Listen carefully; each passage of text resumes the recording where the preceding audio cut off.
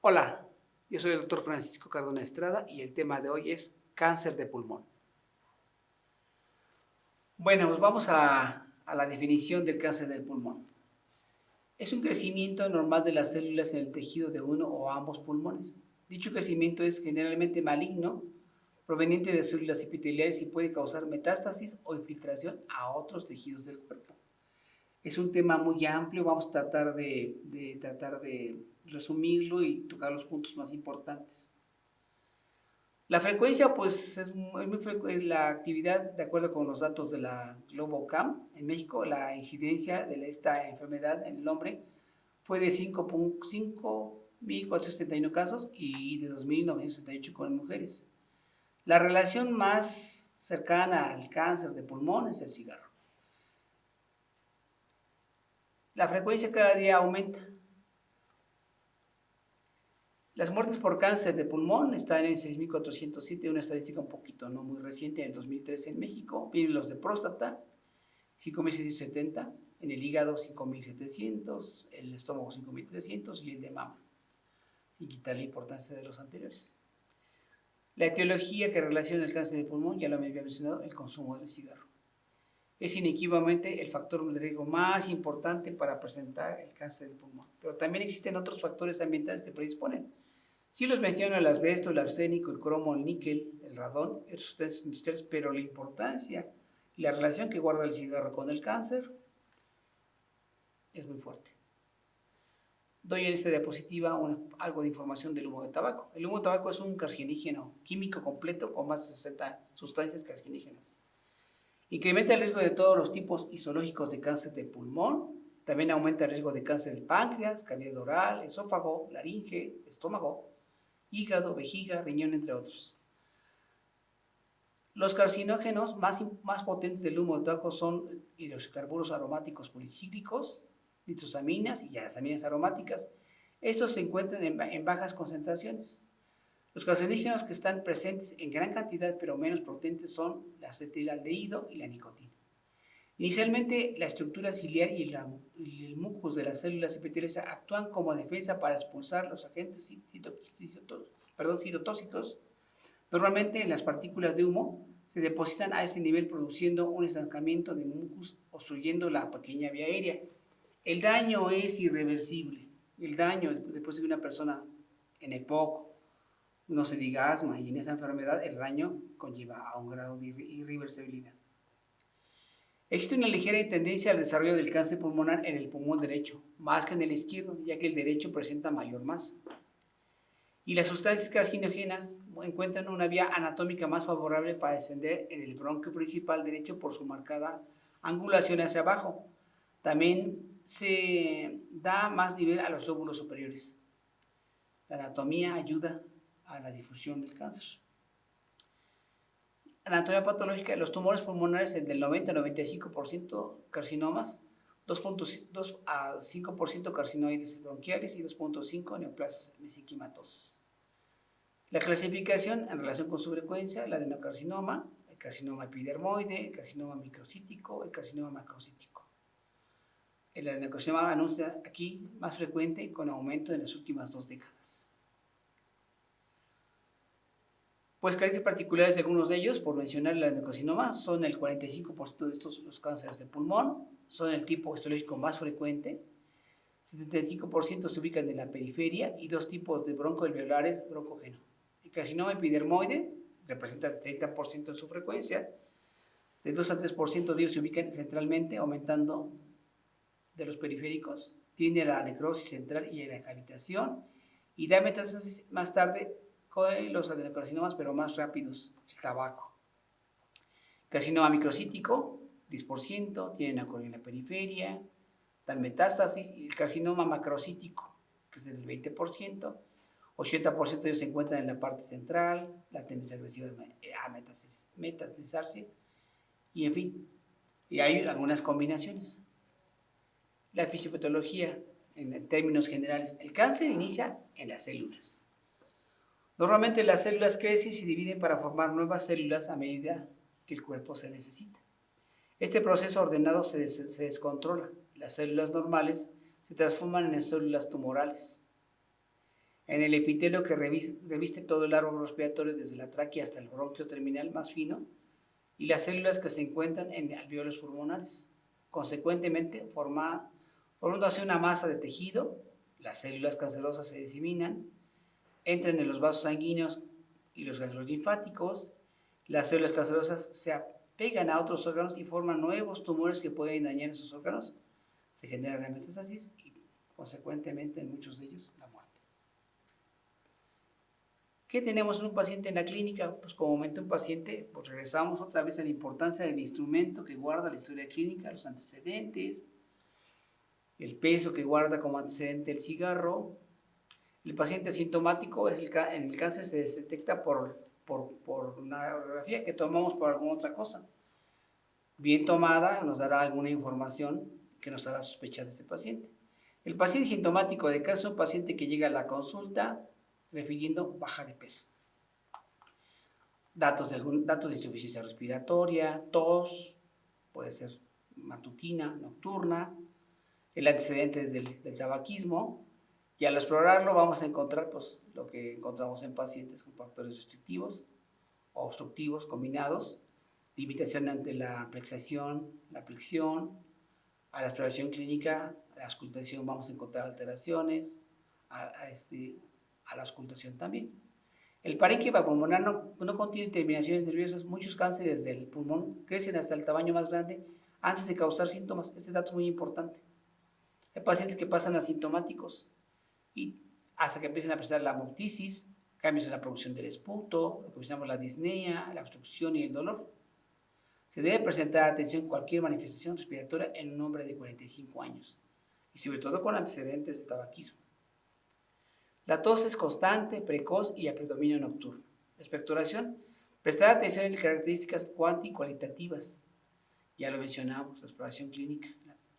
El 5% se ve la expectoración hemática y la expectoración mucosa abundante orienta a adenomatosis pulmonar. La disnea se puede instalar en forma gradual o forma aguda y debe pensar en atelectasias, neumotoras y derrames pleurales. La disnea es asmatiforme de reciente instalación, sobre todo si se acompaña de roncos fijos e indica obstrucción bronquial alta. El dolor por invasión parietal es bien localizado, persistente, aumenta con la palpación y tiene predominio nocturno. De tipo puntual es característico el compromiso pleural en el hombre, la degradación a los miembros, como parte del síndrome de Ricaldoni, que se puede acompañar además del síndrome de Claude-Bernard-Horner. ¿Se acuerdan de este? Síntomas de neumonía. La obstrucción del bronquio principal o de un lobar altera el paso del mucus y se puede dar con sobrecrecimiento bacteriano causado por la neumonía. Puede consultar a su médico por síntomas neumónicos de varios días de evolución. Un síndrome restrictivo. Síntomas de diseminación a distancia, manifestaciones neurológicas, en caso de avance, óseas, hepáticas, cutáneas y manifestaciones cardíacas. Síntomas de síndrome mediastinal, el hipo, la tos, la cefalorrea, datos muy importantes que van hablando del avance de esta patología. El edema.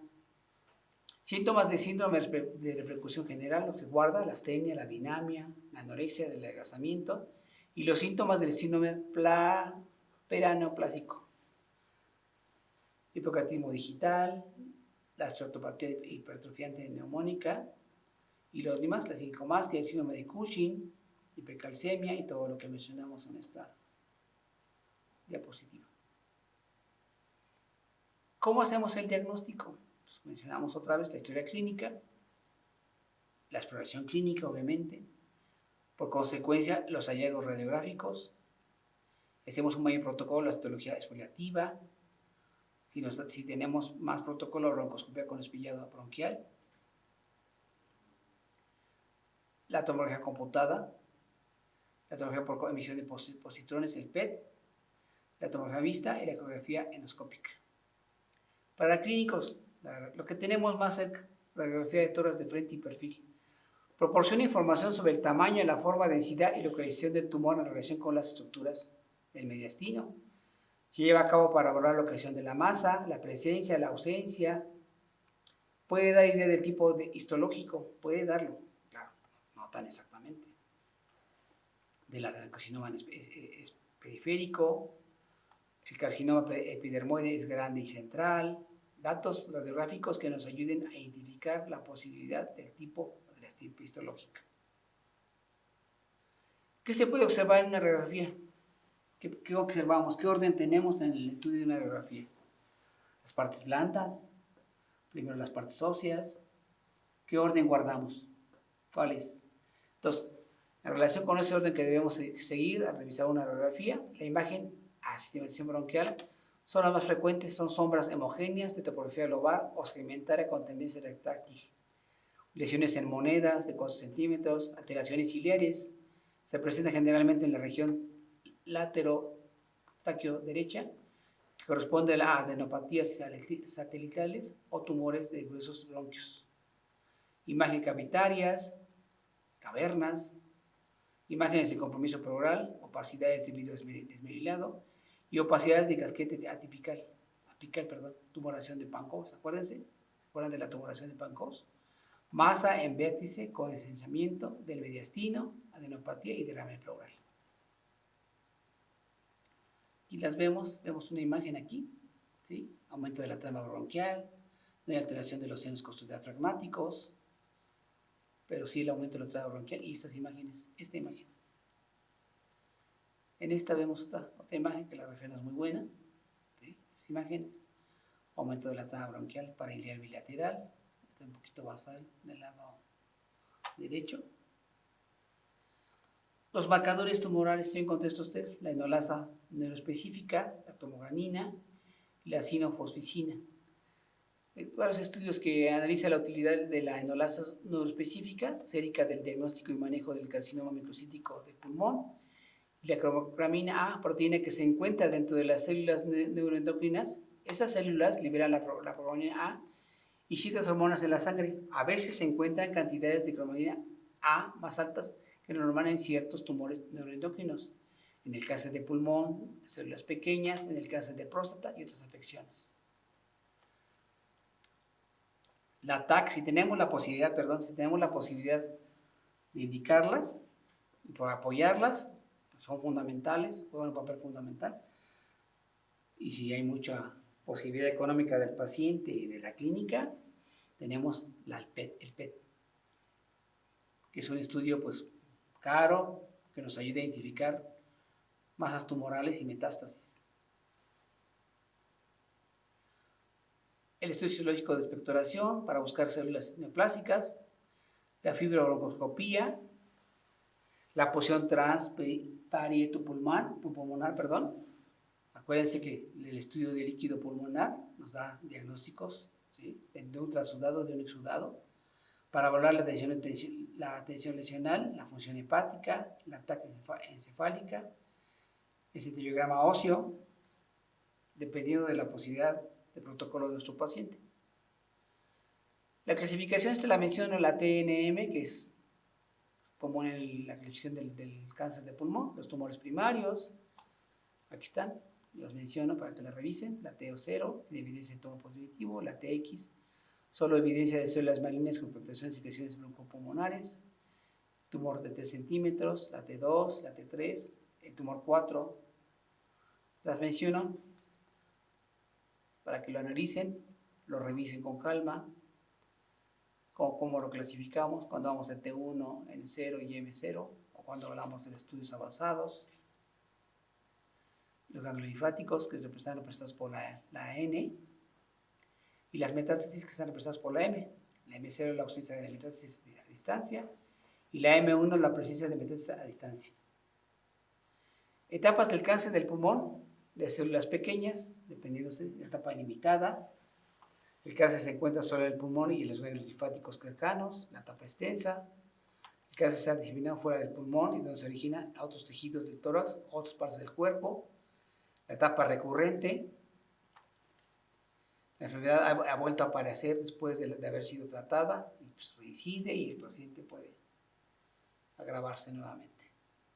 Tratamiento, así a grosso modo en general, las opciones terapéuticas incluyen la cirugía para la enfermedad localizada, la quimioterapia en la afección metastásica y la radioterapia para control local en pacientes cuyo estado no es factible la cirugía.